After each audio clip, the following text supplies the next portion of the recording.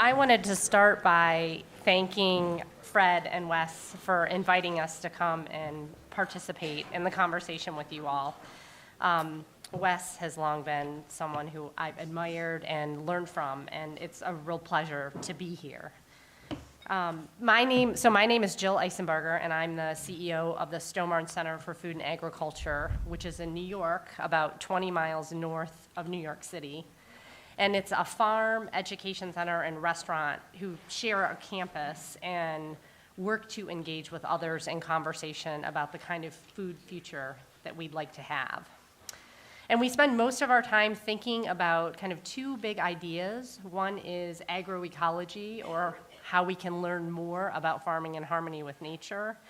And the other is what is the pattern of eating, or the kind of food that we as a culture in this country need to enjoy and create to support sustainable agriculture. So if you have a crop rotation that requires you grow millet and people won't eat millet, it's not going to work. So we like to look at the kind of crop rotations that create healthy soils and then learn how to cook and prepare things that are truly delicious so we can create an economy for those things. I grew up in northwestern Lower Michigan in a county that had one traffic light in the county. And my grandfather ran a hardware store in Converse, Indiana, a small farm town. And now I live in the shadow of New York City. So I have kind of experiences in both chapters of my life that are representative of the rural and the urban. And so spend a lot of time thinking about why are things different in my old home from my new home, and how do people think differently, and how can we bring people together? And look forward to the conversation over the next day about that. So to that end, a couple of years ago, my friend and colleague Martha Hodgkins, who is here and who edited the book we're going to talk a little bit about today, Letters to a Young Farmer, and I decided that we wanted to put together a book of essays from thinkers who have something to say to young farmers. And one of the things we wanted to do was capture some of the voices of the elders, so wise folks who had been working in this field for decades, but we also wanted to bring in some of the new voices that are part of the food movement, so young entrepreneurs, authors who are typically known as fiction writers or other things, and put all of those voices together to start to illuminate different ideas and stimulate conversation about agriculture, and hopefully to deliver a gift of sorts to young farmers who are, struggling and working very hard to make their way in the profession. And I am thrilled to be here joined today by two of the authors who contributed to this book. Amy, who you just met, and I think that was a great introduction to Amy. But I'm really excited about Amy's work because I think she's an important voice in illuminating how regional food systems and regional projects can lead to great food and strong communities. And if you read her book, you'll learn more about how she's participated in this by working with recreating the grain economy in northern New York, bakers, millers, brewers, maltsters, and kind of bringing people together in a really exciting way to imagine what could be and to actually do it. She loves pancakes, which you know, and she's grounded in a state that represents what Fred described when he talked about Illinois. So she lives in Troy, New York, but New York, every conversation about politics and locality is about upstate, downstate, the city versus the rural, or the city and the rural, and how can we bring people together. So I think she'll have some great perspectives to share about how she thinks about that in her daily work. And then I'm also joined by Amigo Bob Cantisano, who is one of the folks who mentored the lead farmer, Jack Algier, at Stone Barns, and has worked all across this country and in other countries to help people think about conversion. So people who maybe have been working in conventional agriculture who want to think about different methods that are perhaps more sustainable, or how they could convert a conventional farm to an organic farm. He spent a lot of his life helping folks who were interested in thinking about these issues and taking action on the ground. And he also has practiced agriculture both in San Francisco and in a more rural area, so has the experience of being an urban farmer and a farmer living and working in the country. But one of the things I wanted to say that I most admire Amigo for is how many people, how many young farmers he has taken the time to mentor. And I asked Jack if he would just give me a few words that really speak to kind of the heart of Amigo. And what he said to me is that a few years into his journey as a young person learning to farm, he crossed paths with Amigo. And that he probably wouldn't have stayed in agriculture if it weren't for Amigo. And in that moment, and in the years that passed, Amigo, in his authentic and encouraging way, ensured a confidence in me that truly shaped my career. Without his unhesitant push, I would have missed real opportunities to learn and grow. His mentorship has continued for years, and as much as I feel he has done for me, he always finds a way to share his appreciation for me in return.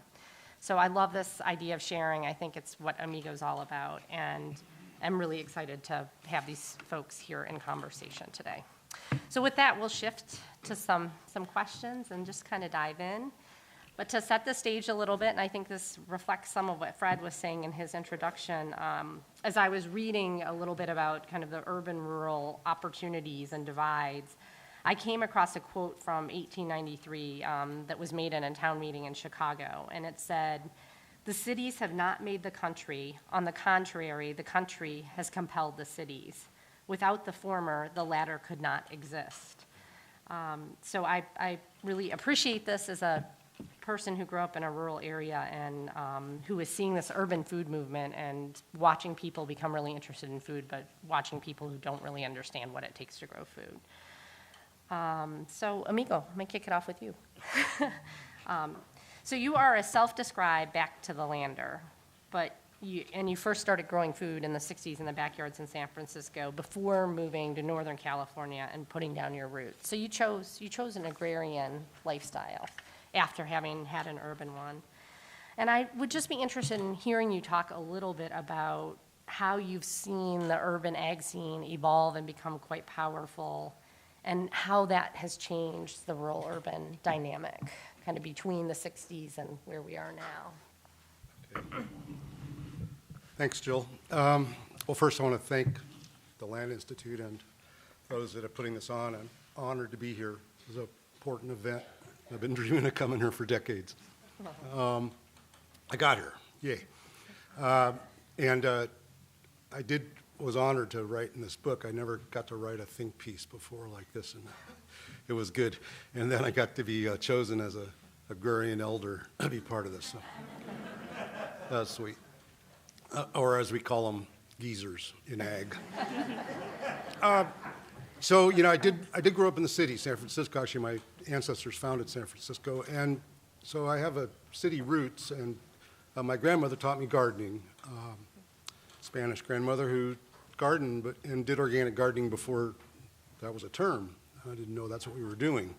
And then I lived in communes in the 60s, as was popular, and most of the kids there were urban kids who showed up.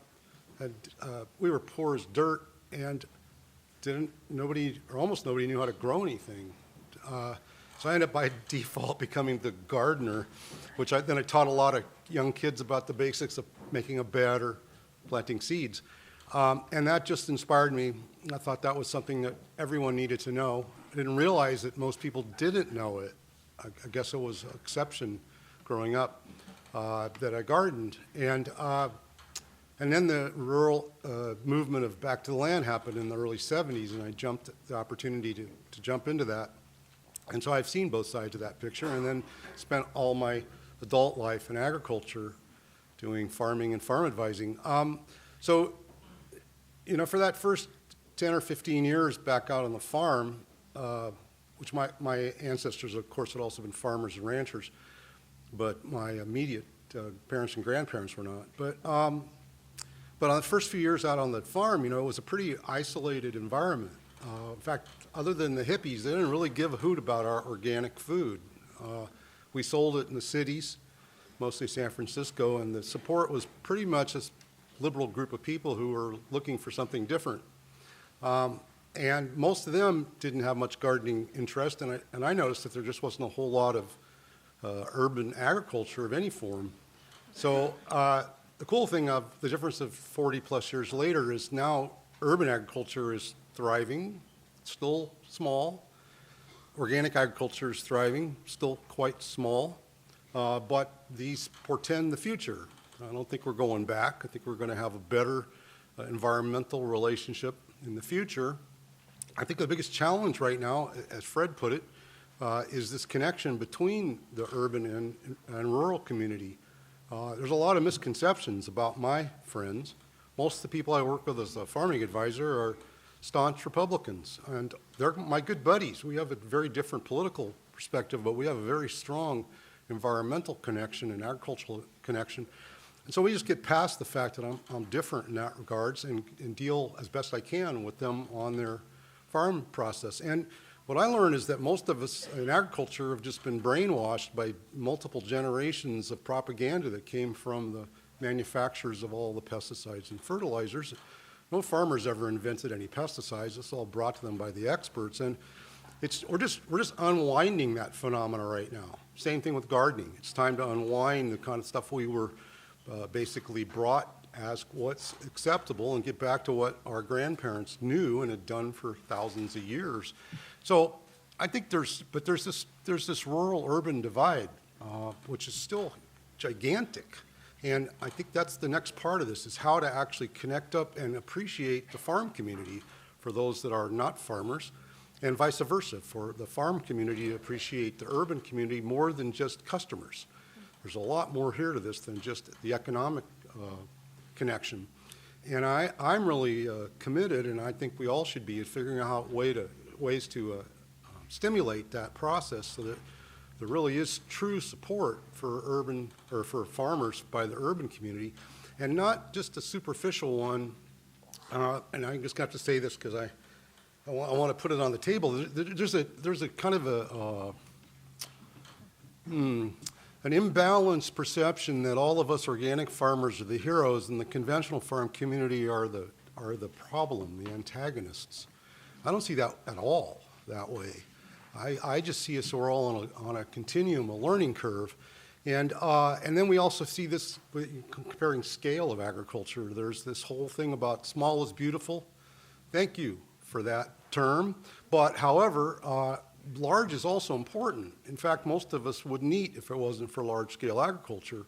So we need to support both. And I, challenged by that, I have a very small operation. We have about 2.5 acres of vegetables and fruits and flowers, and I consult with some of the largest organic farmers on the world. And I realize that we all came to this from the same basic background. We're interested in growing good food and making a connection. And I'm not comfortable when they feel vilified. I have a bunch of my farming friends who won't go to organic farming conferences because they farm large acreage. And they have been basically castigated for being larger scale than my small farm buddies. They put their pants on the same way. They make the same mistakes, and in fact, they make gigantic mistakes that humble everybody in this. So I just want to start with that. I think it's really important for all of us that we're in this together, and if we're really going to move things forward, I don't care what scale or where you live, let's see this as a group project, and that's really my biggest vision is, we get past these divides to let's actually realize we have a lot of this together to benefit. And the environment needs a lot more better farming than we have today. So I hope that wasn't too long-winded, but that's a start. I guess I'd be curious in hearing from either of you, do you think this tension about scale is something that exacerbates the urban-rural divide? Do you think that, there's a simplistic or misconception by urban people about small is beautiful? Yeah, I think it's related to the necessity to make everything black and white, and we want to have enemies and we want to have the good guys, and it's much easier to get behind the good guys who are selling you carrots on a Saturday morning and, keep on painting big as what we need to fight. And that's been one of the most wonderful things about being in this book is the Congress that it brings together. I really love Amigo's essay. 90% of farming is all the same. And his encouragement in person and in the book to have conversations across that divide. We have to do that. I don't know the mechanisms that we need to make it happen. It didn't start right now.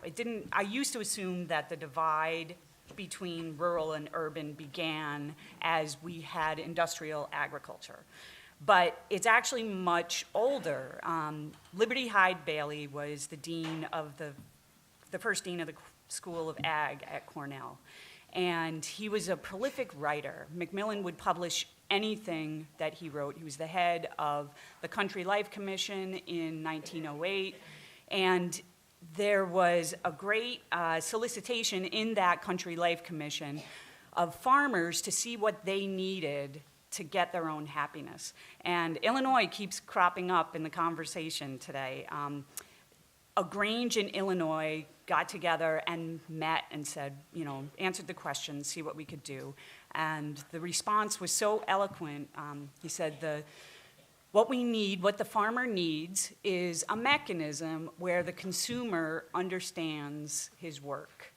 People don't know what it takes to get a crop to market, and we aren't getting a fair price. So that was 1908.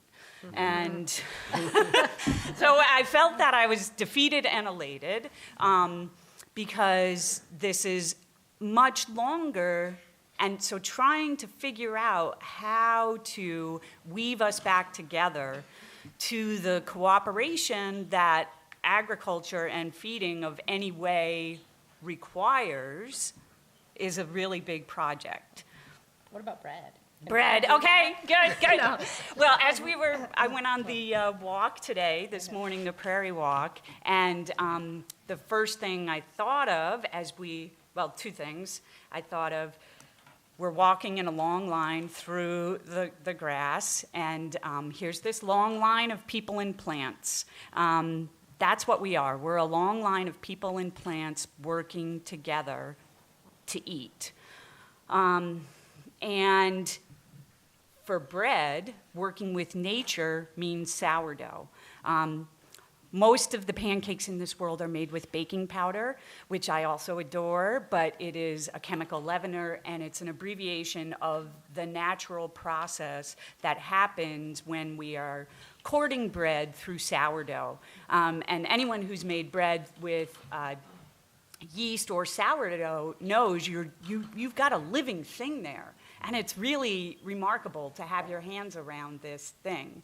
So I think if we could somehow get backwards to sourdough breads, not necessarily the hard crust artisan breads, because that's a European tradition that we didn't bring over in America, but maybe putting sourdough in our biscuits, because biscuits really are an American bread and really easy to love.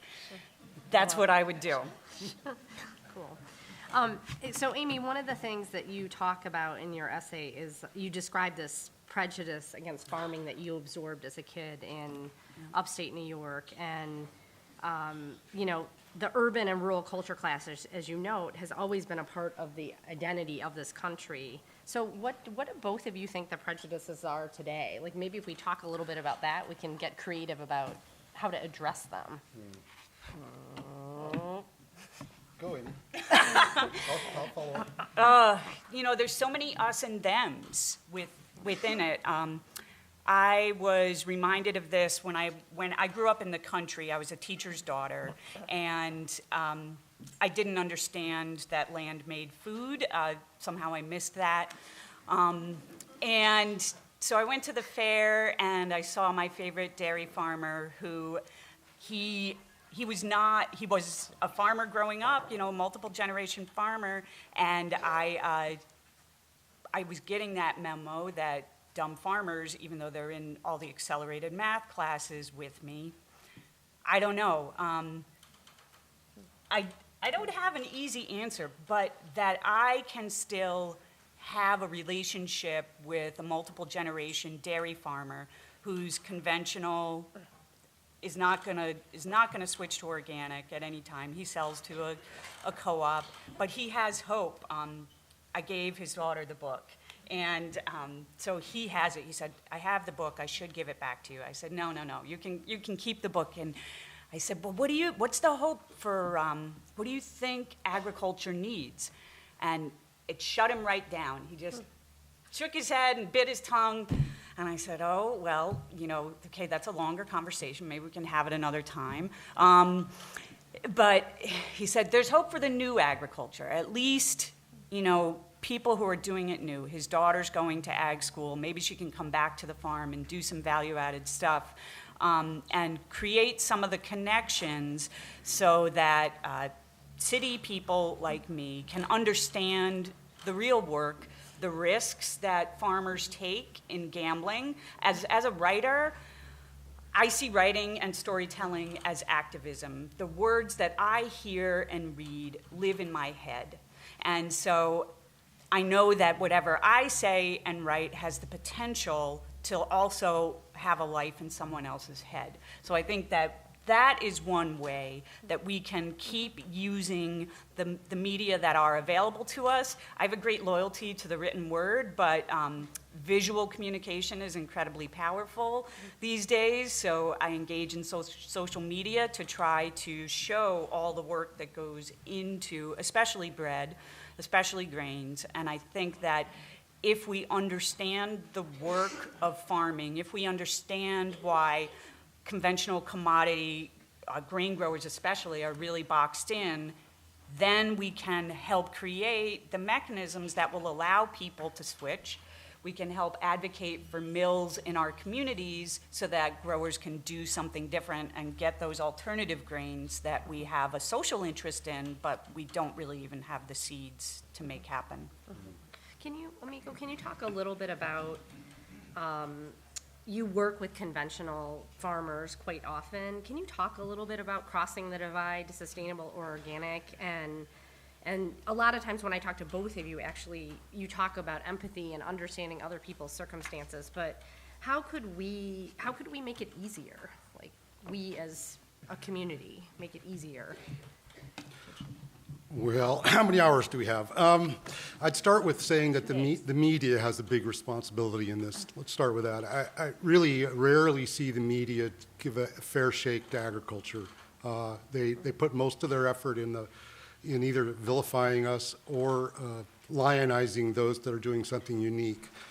I think we have to just get to the reality check that all the farmers out there that are survivors, which, we've basically depopulated the countryside. Millions of people are gone. There's only the survivors are left, and they're surviving really because they got creative. Instead of being considered those dumb farmers, farmer skills are just broad. You have to be good at almost everything in order to be a success, because most of us can't hire in all the other help. So you learn how to become a plumber and a mathematician and a composter and whatever all the pieces you have to do. So we need to first recognize that unique human beings that are still in agriculture, no matter what their scale or how they farm. And then we need to honor that these people are at a stage in their lives that this is what they learned, like your friend, the conventional dairy farmer. This is what he learned, this is what he grew up with. And in that process, it's hard to unlearn your lifetimes or decades at a minimum of your experience. So we need to support that. Okay, you want to unlearn that? You want to see this next generation change? Well, then we're going to need to have more support from the urban and rural communities. And I think that's really the crux of this, the support. So I'd love it if the media, I know Michael Pollan a bit, and Michael did us a disservice by vilifying large-scale organic farming as well as vilifying conventional agriculture.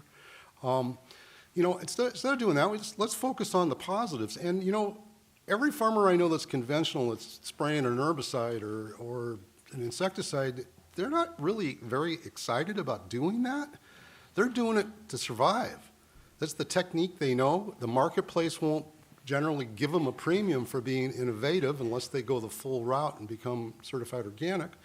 And so they're really treading on a treadmill on thin ice. And so the difference between profit and loss might be that herbicide application, which relatively is inexpensive. And if you factor it out into the environmental and social costs, it's huge. But in the day-to-day of actually surviving till tomorrow, well, okay, I got to keep those weeds down.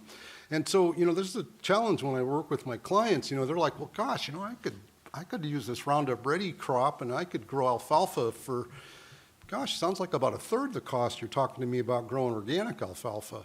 at least as far as weeds and some of the other issues, that's a big deal if you're literally close to the edge of extinction.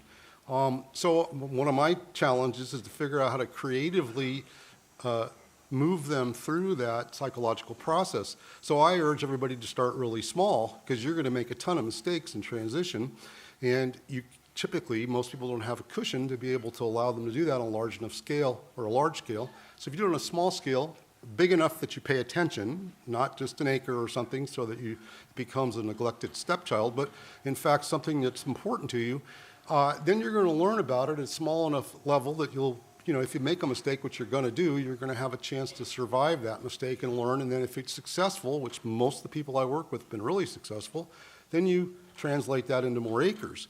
And if the marketplace was stronger, which it is, getting stronger every year for this, there would be more and more incentive to do this. But we also just need an entire change in the way we support this system. The whole thing, the USDA is supporting us via subsidies, is completely backwards. It's a totally crazy system, which keeps us addicted to the conventional approach.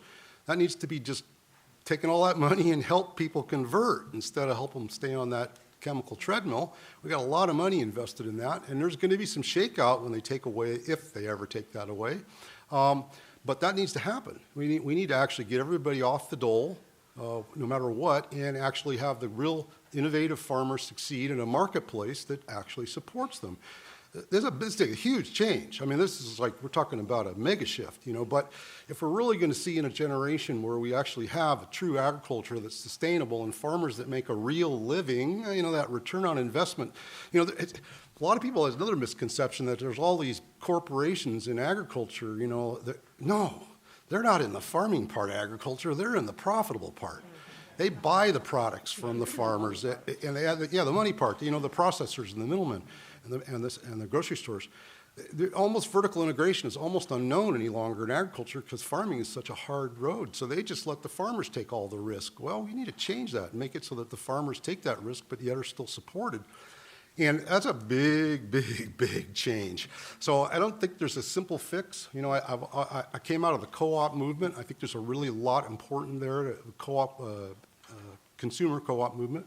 I think that's a really important area that needs to grow. Farmer co-ops are also really important. In fact, some of the most successful businesses in California are co-op based.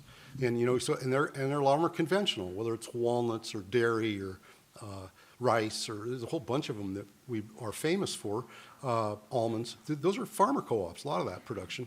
And that's what's kept these farmers in business. And by the way, all those farmer co-ops realized there was a market for organic, and now they got some organic stuff in there too, in their co-ops, which then hopefully they will expand upon that. So I think there's lots of challenges. I also think there's a lot of opportunities. So we got a long way to go.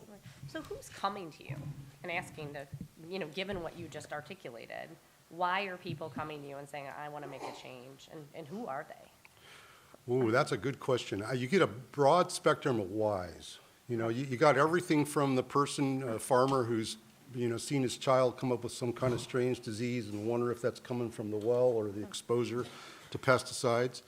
You've got people who have been watching their neighbors succeed going, well, wait a minute, if Joe can do it, well, I could do that. That's been an interesting piece, because now he had people, for a long time, conventional farming world said, you're just going to go broke if you go organic. Well, no, actually, a lot of cases, they're not going broke. They're doing better financially. Nothing like seeing a brand new pickup truck and an addition on your house to get someone's attention down the street. And, it's really, it's that basic. That's what a lot of the stuff we measure this by our wealth. So there's that one. And then there's just a lot of people interested because they see an emerging market and they fill up against, they're up against it conventionally. They don't actually have an emerging market. The prices are horrible. The pressures are greater than ever. And then there's the landowners who go, actually, I'm really kind of tired of the way my leaseor is managing my property. That's been an interesting group recently, who both the economics are important to them, but also they're looking at the longer term. Tends to be that's the next generation that got the land from mom or dad, but aren't going to farm it, but also have a bigger environmental awareness. And they're like, I think I want to see something better in my lifetime about how that land's managed. So there's a real mix of reasons. Yeah, that's enough. So the book's about young farmers. So I'd love to hear from both of you, how do we strengthen and support or build support for a new back to the land ethic?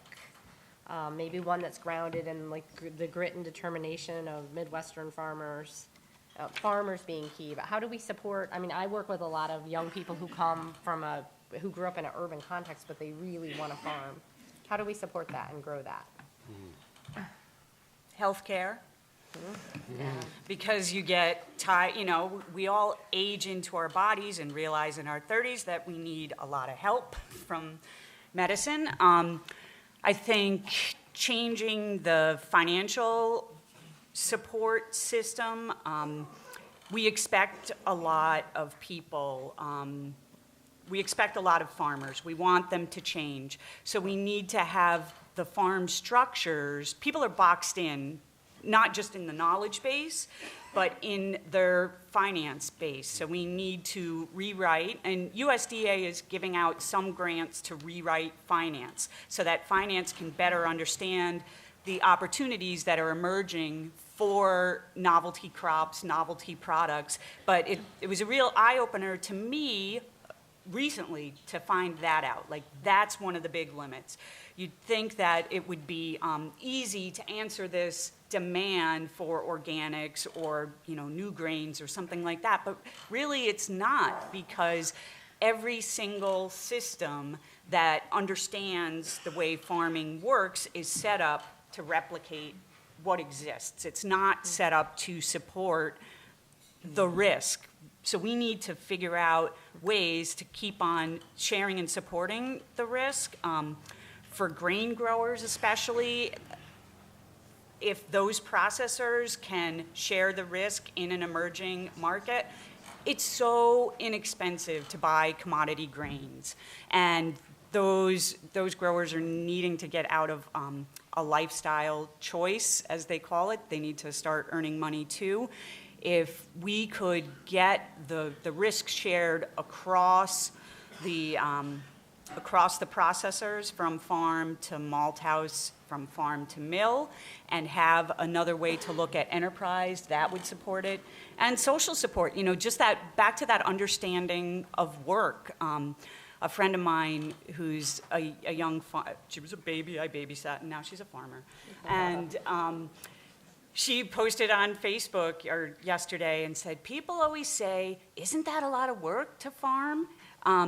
We need to stop being shocked that work is work. We need to admit that, work is life, work is enjoyable, work, to feel engaged in your work is really great, but, I came of age in the 90s, and slackerdom was that was our banner, so we got to get back to liking working again. So there's a big cultural shift we have to do, too. You don't really seem like a slacker, but okay. Hyper slacker. Can I take a shot? Yeah. Well, gee, the opportunity is huge for agriculture to change. It's going to only happen with the younger generation. I mean, there's certainly people my age are in transition, a lot of them, but we've got to support 20-something, 30-something kids.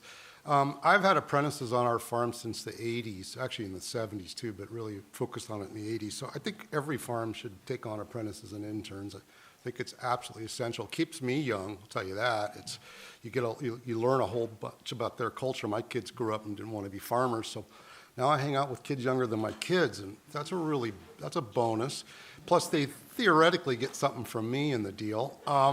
And it's really interesting how there's this mystique about how wonderful farming is that all these urban kids show up with, and it doesn't take but about 6 months for that to kind of wear off. And could it be a week? It could be a week. I was being optimistic here. So you have to have a reason to want to do this, because it is hard work, and there's not a lot of rewards. But I'm also realizing that they come with very few skills. I only learned this because at one point in time, I grew up, you had auto mechanics in school. You don't get that anymore. So now I require kids to, I ask them questions like, have you ever changed a tire? And it turns out that most kids have not, because they got AAA cards. And so, we start with that. Like, here's here's a box wrench, and it's really basic stuff which you need to. Oh yeah, it's exciting to grow broccoli and sell it at the farmers market. You got a whole bunch of to get that broccoli in a box. So that's really essential. So we need that. We need a much better economic support system, as Amy said. That right now it's either succeed or fail or have some sort of outside income. There's really no cushion for anybody to get in this thing. So I'll just give you my own personal example. I got sick 5 years ago. I decided that I would actually change my life a bit, and part of it would be take myself out on the day-to-day of the vegetable farming operation. So I chose to lease the small veggie operation to some young people, which took an inordinate amount of time to find somebody who was willing to do that. They'd love to go to work for me. They'd love to be an apprentice, but to take on the whole thing, be responsible from A to Z, very rare. So I ended up literally giving the farm to a young couple who both had the experience and appeared to have the gumption to do this. Now we're into the end of the second season. I'm stoked they're pulling it off, that they're actually succeeding, partly because I just essentially gave them the entire farm for the cost of renting the cabin. And it came with everything, including me if they wanted it, which I just said, your choice. Well, it turned out that was actually a good thing, because I learned early on that people were intimidated that some guy that knew something would be renting their farm to them, and they didn't really want to actually get involved. So I just told everybody, no, I'll tell you anything I know or nothing. You just let me know. I'm not going to get out there and tell you how to farm. And so I gave this to these young kids who had quite a bit of experience, and they're pulling it off. I'm kind of thinking this farm's going to actually make it. I see the end of the second season. I saw them completely blitzed out in August again, when they're doing too much with too much heat and too little time, even though it's 12-hour days. But you kind of have to do that. So, and then the other part is there's just no responsibility right now being taken by all the profit makers to support this change. We need to have the grocery stores of the world, the chain stores, the processors, all the trucking companies, all these people are making all this money and supporting the farmers so they could actually do this. So they could take a piece of the land and loan it, give it to a kid to get it going, and also help that kid get through this process. And Whole Foods does a little bit of this, but there's really very rare to actually support the farmer at the basic level of here's a subsidy, here's a loan, here's the basic things you need to do to get through this process to get started. And I think that's a huge responsibility. General Mills, as big as they are, have a lot of capital. They could make a big change. Or you name whatever the business is, if they decided that they really want to do is support this transition. And I really think that's what we got to get now is the moneyed interests, the wealth of people. There's all these wealthy people with money that don't even know what to do with it. And they should be investing in small farms. They invest in Juicero. Pardon? They invest in Juicero. Yeah, exactly.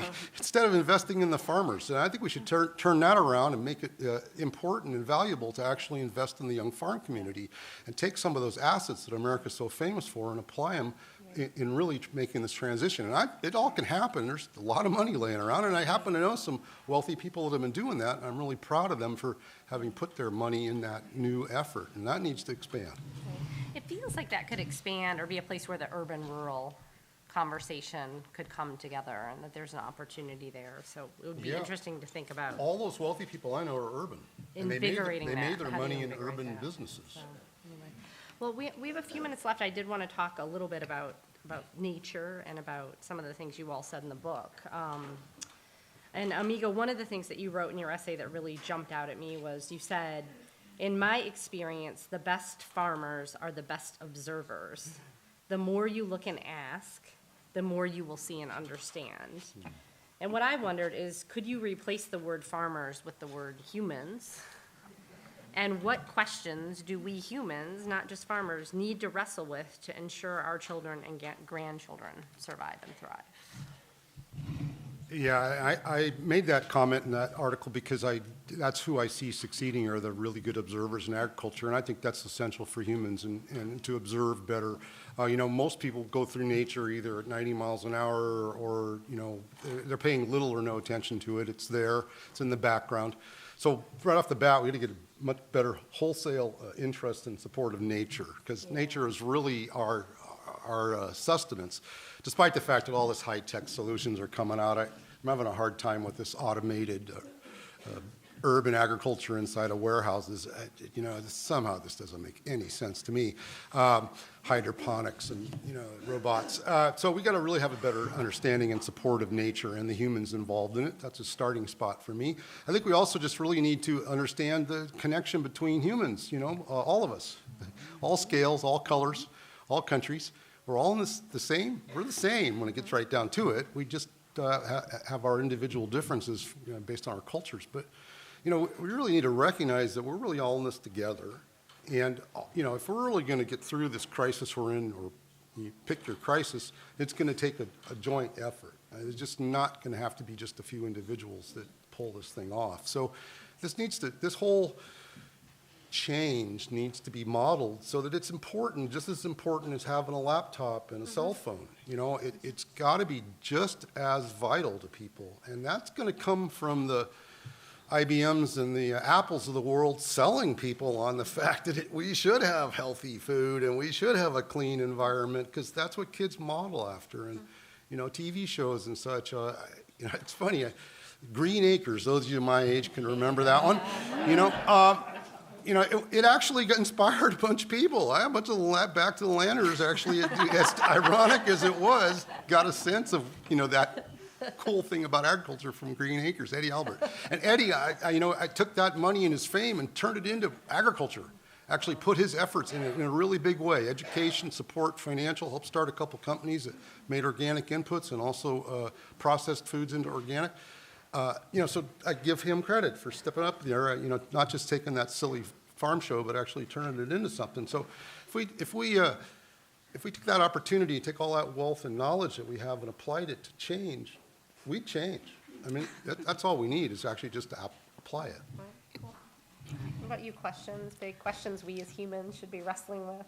Of course, and I have to go back to Liberty Hyde Bailey again and Anna Comstock, because they started the nature study movement, and so they were teaching at the turn of the last century nature observation. We need the best farmer. He made paper mache models of the insects that would fight fruit to do a demonstration. Yeah, just a lot of ways to, and I think we need to apply that over to our own life. We need to observe each other, not just our peers, not just the people that we're comfortable with, but go across the socioeconomic stratas and put ourselves in a lot of situations that are not as cozy. Good. That's good. So you talk in your essay about your hope to take readers beyond the simple commandment of know your farmer toward an understanding of dialogues that extend from farmer to farmer, from hand to soil, from ear to mind, and conversations between people and plants that are essential to the way we eat. Can you just tell us more about what you mean? Sure. And how they will play out if we push toward a sustainable future? Yeah. So when I wrote the essay, I didn't realize I was echoing Jack Algiere's observation, that farming is a conversation with the land and the seasons and the soil. And so I stole that from him. Everything is stolen. We're all stealing from each other. And I also stole it from my kid, my older son. When he was very young, he introduced me to the idea that agriculture had a beginning. I was really naive about food. And so that kind of connection with plants were his best friends. And I watched him, this little Martian who came through me to the world, and watched him explore things. So there's the conversations. And the things that really excite me as I go around, once I figured out I was coming to Kansas, I said, okay, I think I know some things happening in Kansas City with bread. I knew somebody had had bought a mill, a New American Stone Mill, this company that's arisen from this interest in regional grains. And so I said, can I come see you? And they're building a great center. It's a commercial center. Upstairs is a coffee roaster, downstairs is a cafe. It has a mill right there. So it's going to allow for everyday conversations, the kind that Stone Barns and other educational initiatives have, so that you can make all of these connections, give farmers voice. I just want to listen to farmers and understand their work always, because I am so naive and ever needing more. I have an opportunity as a storyteller to tell stories, but I need to listen. And I want more, you know, if you want to have a farm-to-table dinner, let's have all the farmers present at the dinner to talk about their work so that we can try to understand it and then support them.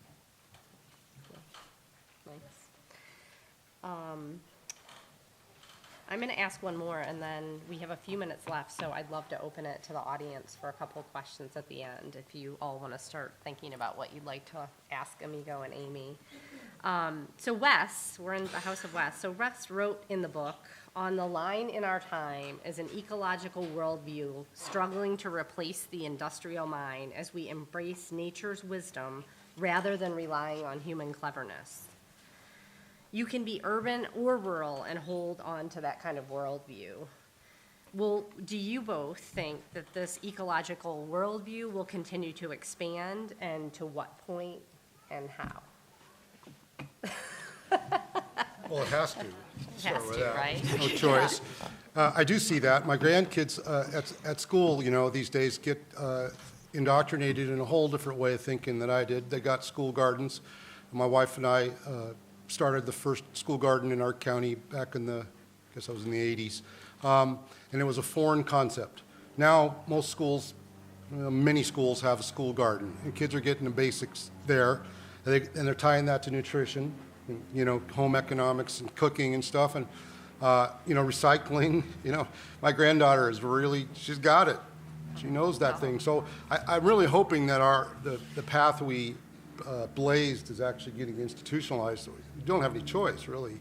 You know, and you see slow transition in all different facets. I mean, this whole movement towards more efficient vehicles and more efficient houses and solar and all that stuff is all part of what us hippies basically started, and now it's gotten moved into society, and I'm stoked about that. So, yeah, I think, you know, we have a huge opportunity here, and it's starting to get met. So I'm an optimist still. I see that, you know, the next couple generations are going to push this thing forward, but they need support and guidance and encouragement.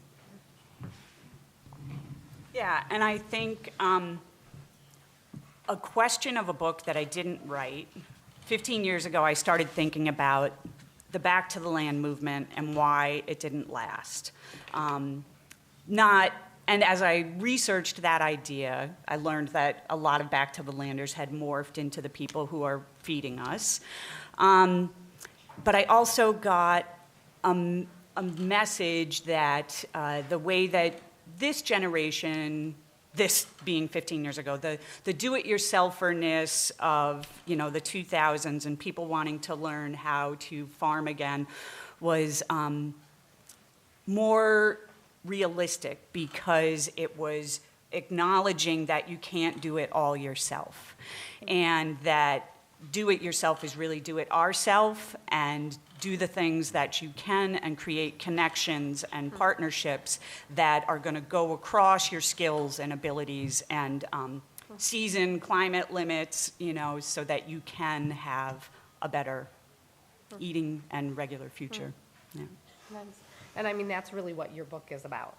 Communities coming together to support a whole system around growing of grains and Yeah. eating well, and so, Yep. great. So do we have questions? Is anybody out there? Let me go ahead. For Amigo, you mentioned the people with money stepping forward to support new farmers and the changes. Do you really see that? You mentioned Whole Foods, and yet Whole Foods just got bought, and Jeff Bezos' business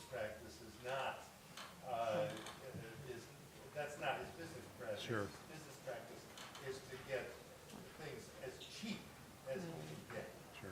I know some people who tried to do business and no longer do.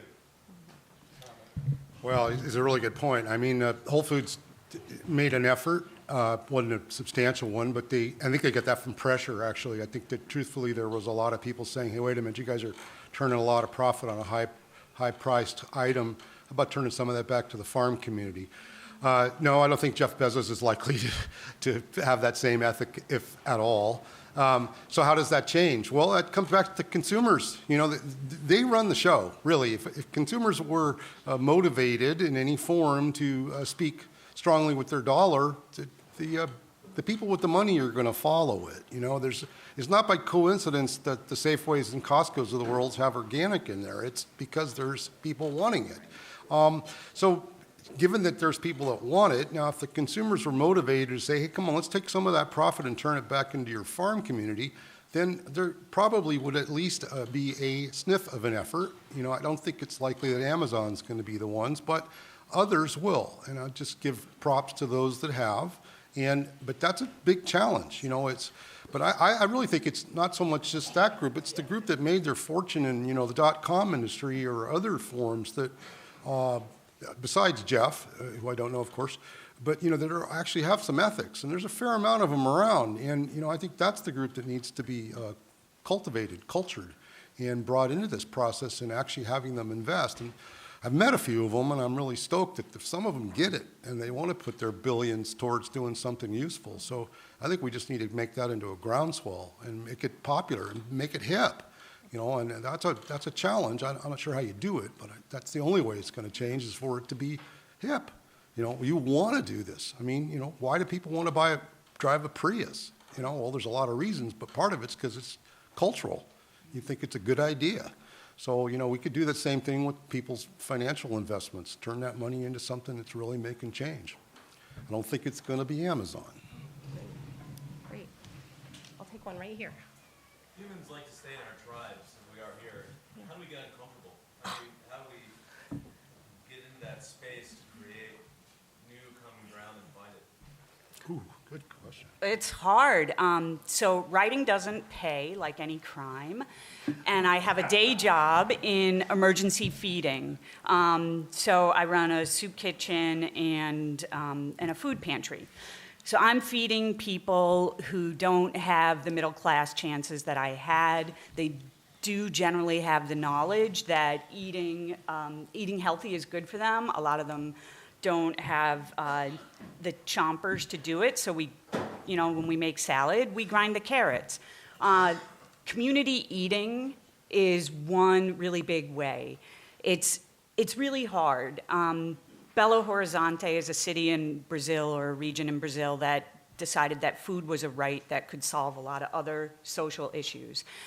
I think if we had municipal entities say food is a right and came with community kitchens to bring us all to the table literally, we'd get much further because we have to get shoulder to shoulder on a real regular basis to be able to have these conversations. How to do that with farmers, I don't know because of the, you know, centuries plus of divide, but I think that's a start if we can envision a table where we're all literally at. Oh, my comment is you just have to step into it and do it. So individuals have to step up. So I'm going to just use an example from last week. I got hired by the owner of a piece of property to go out and assess a 20,000-acre conventional farm in the middle of the desert in Nevada. Just so far away from its urban support that they're growing potatoes for, you know, Frito-Lay and, you know, but at any rate, nonetheless, so I'm out there. I've walked into a fair amount of farms, you know, cold. That is, I didn't know what I was getting into. You know, so I just have to like, okay, I'm going to see what happens today. And today, that was a real challenge because it turned out those farmers were really uncomfortable that the farm owner was looking over their shoulders about what they were doing and asking questions about their sustainability. Not that he may or may not have ever even asked those, but I ended up being the face of those questions, which was very challenging, couple hours with these guys who took every opportunity to bash organic they could figure out as I would ask them questions. So I just started making comedy out of it, and making sure we could laugh, find a common ground. And we ended up, I would say we're not bosom buddies, but at least we walked away with a respect for each other at the end of it, that this hippie wasn't just here to, create havoc for them, but actually had something he could share. And I acknowledged they knew a ton. I picked their brains about all they knew, which not all, but what they knew, and showed them respect that what they knew was actually really critical to farming, and then they just needed a few more ideas to be successful as organic farmers. So and I feel that same way when I'm invited to go speak in an urban crowd. That's not my crowd. It's not the people I hang with. But I try to do it in a way that I can talk their language. So I lead farm tours for urban people fairly frequently. And I just make sure we talk in a lingo that people actually can get, because farmers can start talking about their vacuum seeders and their, listers and stuff, and soon everybody's lost, So we just slow that down. Hey, so what's a lister? And you get to that part and you realize that there's a common, people are interested, they want to know, they're afraid to ask maybe, they don't really want to show their ignorance. So I just act like the ignorant person in that and make it comfortable so they can go, oh yeah, okay, I get it, that's what a farm's about. And I want to just reflect on something Amy said, because it's something I've noticed too. I've been to a few of these farm-to-table field meals where people are paying a couple $100 to come out from the city and on white linen in the middle of a field, and they didn't even talk to the farmer once. If the farmer was just like a background note. Oh yeah, we happen to be, it was a nice setting, but so I insisted the last time we did one, which fortunately good friends and clients of mine, I said, look, we should do a farm tour. And take these people around, show them what's going on this farm, which actually is a really creative farm. And I found out from the man that's been organizing that, he goes, oh yeah, we only about maybe 1 in 20 of these events we do, and he does a couple hundred a year, that we actually do something with the farmers. Well, gosh, if you're gonna have a farm-to-table event, let's get those people educated before they eat. So when they sit down and eat, they have a really strong, much better understanding of all it took to get there. So that, that's how I do it. It's just like, well, okay, who's our audience? What conversation will make them most comfortable? And then you just start going at it. And I bumble all the time, but I laugh at it, and that helps too. So, humor greases a lot of issues here. Really important. We got to keep laughing, because otherwise it's too dang serious doing this stuff. I was glad you said that. The humor, I think the humor part's really important. We can be we're all very earnest about the work. I think we have time for one more question. How about right here? Yeah.